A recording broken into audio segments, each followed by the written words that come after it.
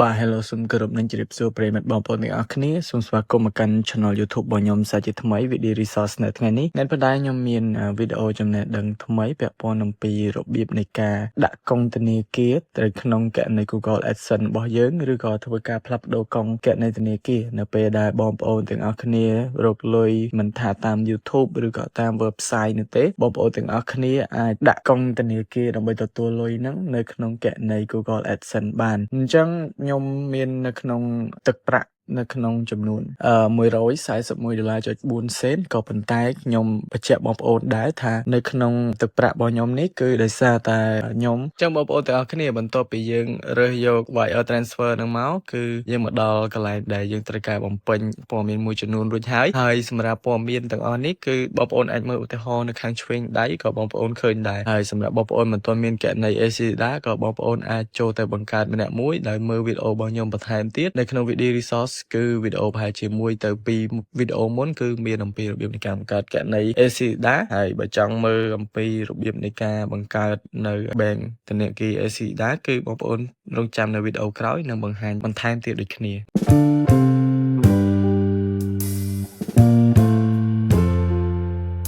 អញ្ចឹងនៅត្រង់ចំណុចនេះគេត្រូវការឲ្យយើងមាន name ឈ្មោះនៅលើ bank account របស់យើងខ្ញុំប្រើ ACDA អញ្ចឹងបងប្អូនទាំងអស់គ្នាអាចរកមើលនៅ ACDA នៅ app ACDA Mobile បានហើយ bank name ឈ្មោះធនាគារ Swift code ហើយនិង account គណនីធនាគារអញ្ចឹងខ្ញុំបាន note រួចអស់ហើយបងប្អូនទាំងអស់គ្នាខ្ញុំគ្រាន់តែចូលទៅកាន់ notepad របស់ខ្ញុំមួយនេះបន្ទាប់មកខ្ញុំបង្ហាញបងប្អូនទាំងអស់គ្នាហើយខ្ញុំ copy ម្ដងមួយដំណាក់កាល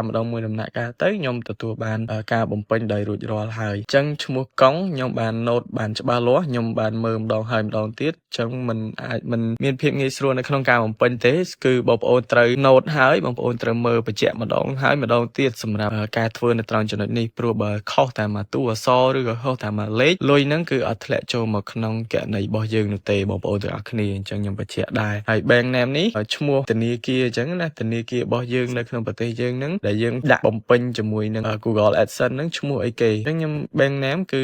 មានឈ្មោះថា ACDA Bank PLC អញ្ចឹងទៅបាទអញ្ចឹង Swift Bank Identifier Code ខ្ញុំក៏មានដែរខ្ញុំ note រួចហើយបាទគេហៅថាលេខ Swift Code ហ្នឹងអញ្ចឹងខ្ញុំ copy ហើយខ្ញុំផាសបន្តទៀតបាទខ្ញុំលុបមួយខ្ទង់តែខ្ញុំសរសេរវិញទៅដើម្បីឲ្យក្រុមហ៊ុនគាត់គិតថាខ្ញុំកំពុងតែសរសេរអញ្ចឹងណាបាទហើយនៅត្រង់នេះខ្ញុំ copy លេខទាំង14ខ្ទង់បាទ2 4 6 8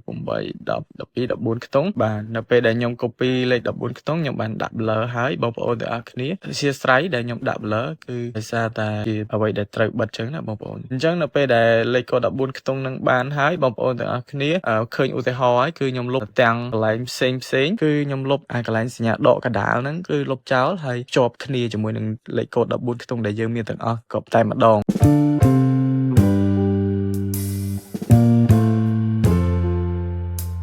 ព្រោះពីលើកមុនខ្ញុំវាយកន្លែងហ្នឹងគឺលេខទូរស័ព្ទដែលខ្ញុំបង្កើតជាមួយ ACDA Mobile គឺលុយមិនបានធ្លាក់ចូលមកនោះទេតោះយើងសួរខាងក្រុមហ៊ុនទៅបានលុយហ្នឹងគេផ្អាកឬក៏បង្កកនៅក្នុងគណនីឬក៏គេហៅថាកន្លែងធំរបស់គេសាខាធំរបស់គេអញ្ចឹងណាគឺធ្លាក់នៅភ្នំពេញអញ្ចឹងទៅខ្ញុំក៏តាក់ទងទៅសួរទៅក៏គាត់ថាមានធ្លាក់តែ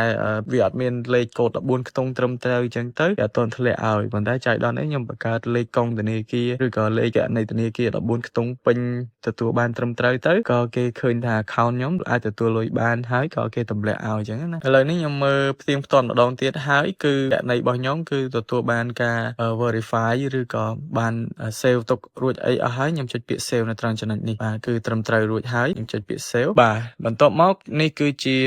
ការ save របស់ខ្ញុំហើយខ្ញុំទទួលបានជោគជ័យជាមួយនឹងការដាក់នៅ payment method ពីដែលយើងអាចទទួលលុយពី YouTube ធ្លាក់ចូលមកក្នុង Google AdSense ហើយ Google AdSense ទម្លាក់ឲ្យយើងនៅក្នុងល្បាក់ថ្ងៃទី21ដល់ថ្ងៃទី26នៃចុងខែនីមួយៗប្រសិនបើយើងគ្រប់លុយចំនួនត្រឹម$100ឬក៏លើស$100ឡើងទៅអញ្ចឹងណាបងប្អូនបាទអញ្ចឹងការបំពេញគណនីធនាគារនេះមិនមែនតែបំពេញទេហើយគឺត្រូវការត្រឹមត្រូវដូចជា Swift code bank name ឲ្យបានត្រឹមត្រូវឈ្មោះយើងដែលនៅក្នុងកម្មវិធី AC Lida Mobile ឬក៏ឈ្មោះគណនីនៅក្នុងកម្មវិធី ABA Mobile អញ្ចឹងណាឲ្យបានត្រឹមត្រូវហើយនឹងលេខកូដ14ខ្ទង់ដែលយើងមានពីក្រុមហ៊ុន AC Lida ឬក៏ក្រុមហ៊ុនធនាគារ ABA ជាដើមបងប្អូនអញ្ចឹងខ្ញុំបានបញ្ជាក់ប្រាប់បងប្អូនដែលមានសញ្ញា note ឬក៏អក្សរ note នៅខាងឆ្វេងដៃនេះហើយបងប្អូនអាចមើលបានបើសិនជាមានសំណួរអីពាក់ព័ន្ធត្រង់កន្លែងហ្នឹងឆ្ងល់កន្លែងណាបងប្អូនអាចសួរបានបន្ថែមទៀតដូចគ្នានៅ comment ខាងក្រោមអញ្ចឹងបន្ទាប់ពីបងប្អូនទាំងអស់គ្នាបានទស្សនាអំពីរបៀបនៃការដាក់កុងធនាគារនៅក្នុង Google AdSense របស់យើងរួចហើយនេះគឺជាអ្វីដែលបងប្អូនទាំងអស់គ្នាគួរតែដឹងដែរពាក់ព័ន្ធអំពីអ្នកដែលបានប្រើនៅការផ្ទេរលុយជាមួយនឹង Google AdSense គណនី Western Union អញ្ចឹងណាឬក៏មាន Western Union ដែលជាការទទួលលុយដោយមានលេខកូដ10ទង់អី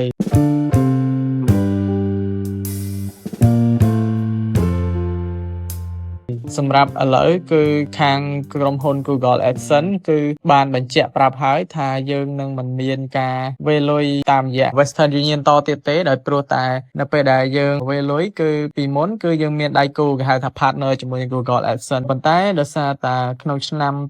2026នេះគឺជាឆ្នាំចុងក្រោយហើយដែល Google AdSense មានការសហការគ្នាជាមួយនឹងក្រុមហ៊ុន Western Union តាំងពីដូចជាផុតកុងត្រារយៈពេលដូចជា1ខែទៅ2ខែហើយបាទបើបងប្អូនខ្លះគាត់នៅអាច add កុងឬក៏ add Western Union បានអញ្ចឹងណាសម្រាប់គណនីរលុយជាមួយនឹង YouTube ពី channel ចាស់ឆ្នាំតាំងពី2018ឬក៏2017អីមកអញ្ចឹងបើសិនជាបងប្អូនដែលមិនទាន់អាចរលុយបានទេខ្ញុំគិតថាគួរតែដឹងដែរព្រោះវីដេអូនេះក៏ល្អដែរដែលបងប្អូនអាចរលុយបានតាម YouTube តែអត់ដឹងថាបងប្អូន add កុងធនាគារបានឬក៏ធ្វើមិនទើបយើងដកលុយបានអីវាងាយស្រួលដែរបើសិនជាបងប្អូនអាចមាន channel រលុយតាម YouTube បានហើយបងប្អូនចង់ទទួលបានជាលេខកូដ10ខ្ទង់នៅពេលដែលក្រុមហ៊ុន Google AdSense តម្លាក់លុយមកឲ្យយើងគឺលេងបានទៀតហើយសម្រាប់ការប្រើ Western Union អញ្ចឹងហើយក៏លេងមានមុខងារ Western Union នៅក្នុងគណនី Google AdSense ថ្មីដែលបង្កើតដែល approve ដោយក្រុមហ៊ុន Google ដែរមានតែ2 option តែប៉ុណ្ណោះកន្លែង add payment method ហ្នឹងទី1គឺ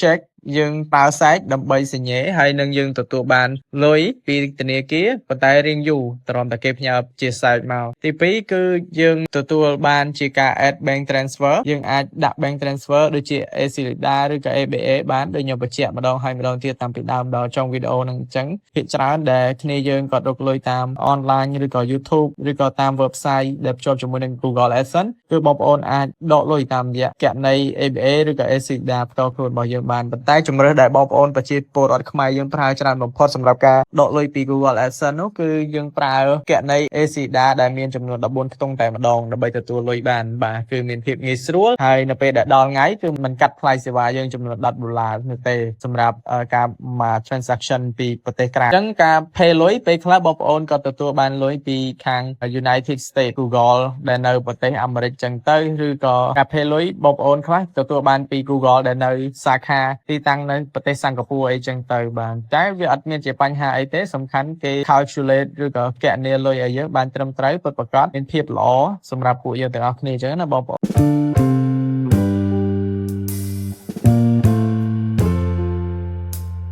សម្រាប់លុយដែលនៅក្នុង YouTube គឺយើងអាចរកបានពិតប្រាកដហើយបើសិនជាបងប្អូនចង់ធ្វើ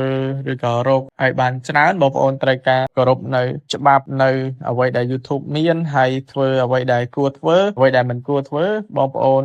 កុំធ្វើអីព្រោះខ្លាចធ្វើ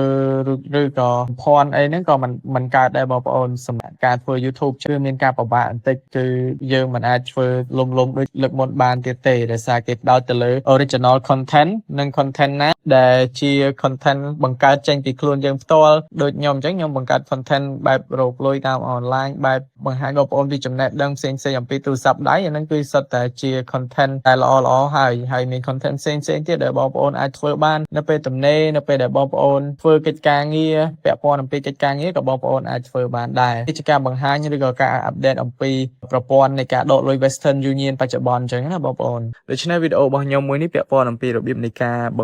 បំពេញនៅកុងគណនីធនាគារឬក៏ធ្វើការផ្លាស់ប្ដូរ នៅគណនីធនាគារដាក់ឲ្យបានត្រឹមត្រូវក្នុងគណនី Google AdSense របស់យើងមានតែប៉ុណ្្នឹងឯងអរគុណបងប្អូនទាំងអស់គ្នាច្រើនមែនទែនសម្រាប់ការទស្សនានៅវីដេអូចំណេះដឹងបន្តិចបន្តួចមួយនេះតែពីដើមរហូតដល់ចប់ដូច្នេះសូមកុំភ្លេចជួយចុច Like Subscribe និងដាក់សញ្ញារូបកណ្ដឹងដើម្បីទទួលបានវីដេអូល្អៗបែបនេះថ្មីៗជារៀងរាល់ថ្ងៃពី Channel VD Resource ផងដែរហើយប្រសិនបើចង់ទស្សនានៅវីដេអូក្រោយខ្ញុំនឹងបង្ហាញបងប្អូនទាំងអស់គ្នាអំពីរបៀបបង្កើតនៅ Bank គណនីធនាគាររបស់ក្រុមហ៊ុន AC ដែរដូចគ្នាដូច្នេះសូមកុំភ្លេចរងចាំទស្សនាបន្តទៀតផងដែរអរគុណច្រើនទាំងអស់គ្នាជួបគ្នាបន្តទៀតនៅពេលក្រោយតាមពេលវេលានិងម៉ោងដដែល